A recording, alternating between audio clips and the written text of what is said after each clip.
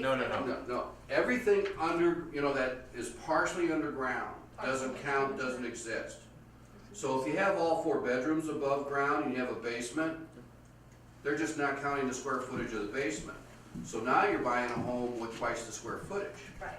I had a HUD split that literally was only 2 feet underground, so it didn't have a slider out to the backyard, but it was mostly all above, and they didn't count it. Oh, really? And isn't it to count from the threshold? Yes. So Teresa, the best way to think about it is from the threshold. So if a split, Threshold, if a split comes in and goes down, they ain't gonna count none of that. yeah, yeah, It's strictly from the threshold up. okay, Okay. yeah. Over here, now don't let this, I'm gonna do this one last because it scares people. Over here, on this tab, on this recipe, this tells who the agents are that represent the building. Now, these are the listers. You wanna work with your buyer's agent. Because you and your buyer's agent should be a team, where you know each other. I hope this is what you're reading when it's going down. And one other thing, hey Keith, just go back to the property info real quick. Okay, on the property Right. info. So one thing that's very interesting, like with this one in particular, like if you're gonna go buy one of these and drag it out, go pull the as-built. Conversation's sake, this says 5 bedrooms. If it's got a 3-bedroom drain field already in the ground, you'll permit this thing in like 2 seconds and be able to build a house on it. Because the water's already there, power's already there, drain field's already in the ground.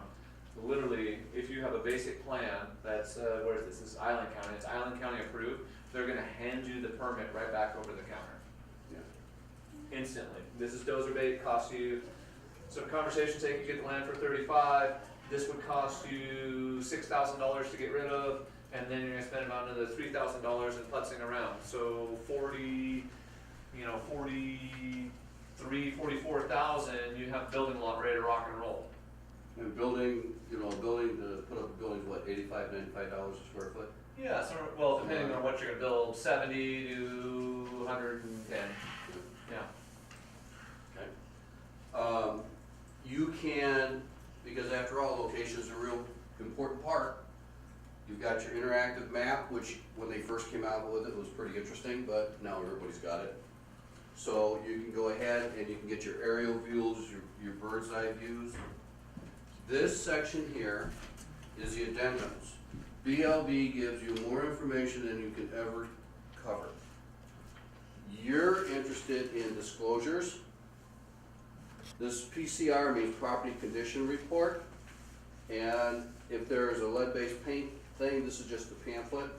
And then you, as investors, would be working with the investor sales package.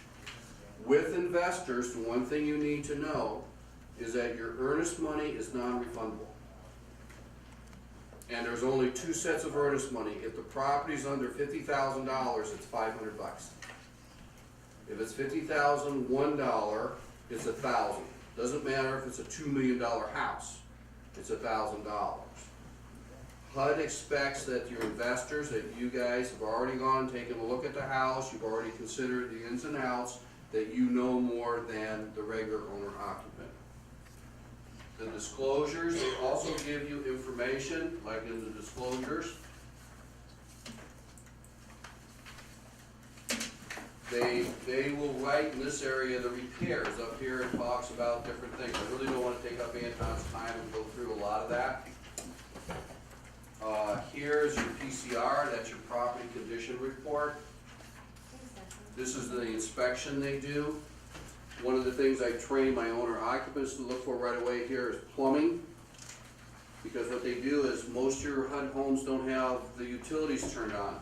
And so they hook up a compressor. And they'll put over here, use compressor system, held pressure at 35 pounds per square inch. So that means you don't have any leaks. So the water inside the trailer is good. The rest of the trailer is not.